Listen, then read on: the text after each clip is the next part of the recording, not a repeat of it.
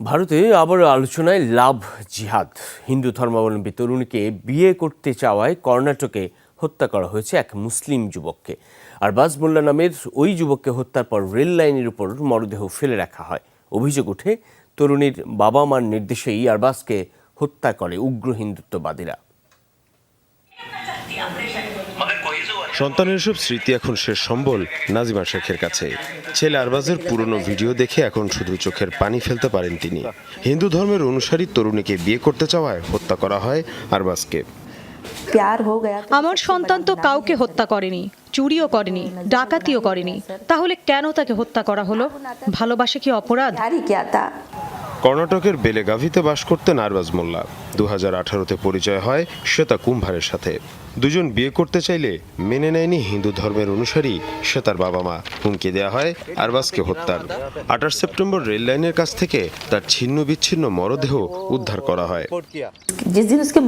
ওই মেয়ের বাবা মা এসে বলেছিল তারা এই সম্পর্ক কোনোভাবেই মেনে নেবে না, হয় তারা নিজেরা খুন হবে, নইলে আমার সন্তানকে খুন করবে। শেষমেশ তাই হলো, ওরা আমার ছেলেকে আমার কাছ থেকে ছিনিয়ে নিল। ওই ঘটনার পর আবারও ভারত জুড়ে আলোচনায় লাভ জিহাদ এবং এক ধর্মের সাথে অন্য ধর্মের অনুসারীর বিয়ের বিষয়টি। ভিন্ন ধর্মের অনুসারীদের বিয়ের বিরোধিতায় বরাবরই মুখর উগ্র হিন্দুত্ববাদী দলগুলো।